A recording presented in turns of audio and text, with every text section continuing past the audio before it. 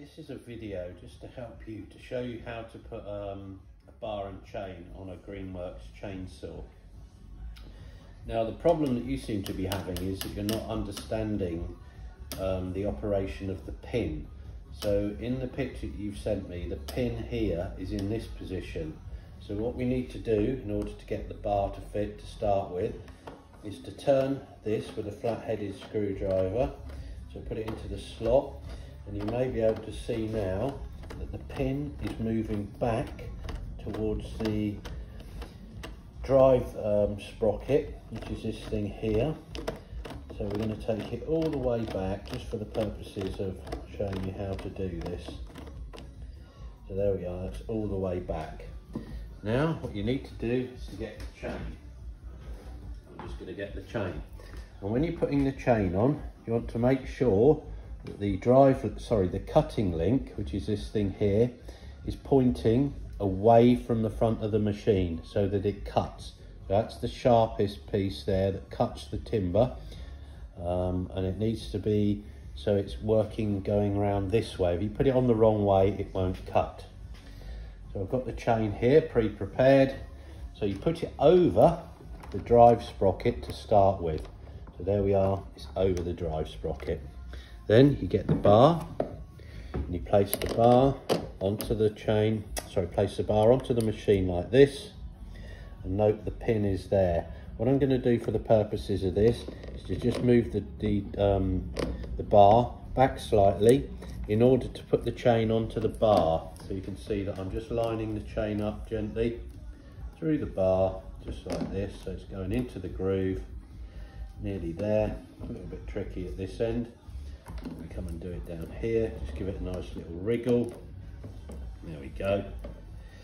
Now you can see here that I've wound the pin, the adjuster pin, to tension the chain back too much. So what I'm going to do is just pop it on there. You might want somebody to hold this for you. Now I'm just going to gently turn it clockwise just to take up the slack. So there we are, just taking up the slack. So we're ready to go nearly now. There we go.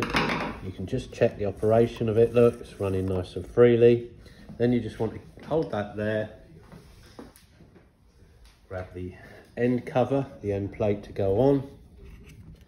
So there we are. I'm just going to pop that on there. Can you just hold that for us, please? Thank you very much. Just get the two nuts. These are the nuts. See how I just pop that? There's a little lip on this particular machine. That just goes under there to secure it, the lip. Push that down. Just do these up finger tight. Just like this.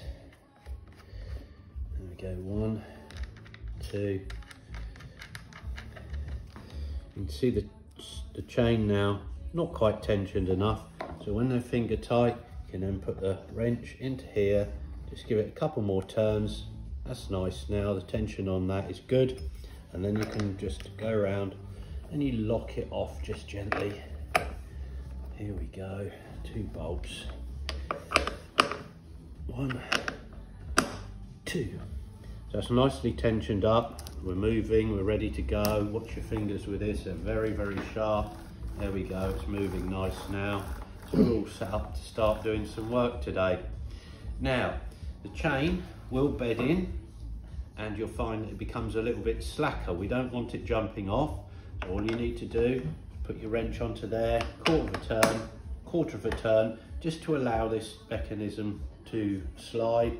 And you can put your wrench back in there, your flat-headed screwdriver, give it another quarter of a turn, take the chain tension up, just put that on there.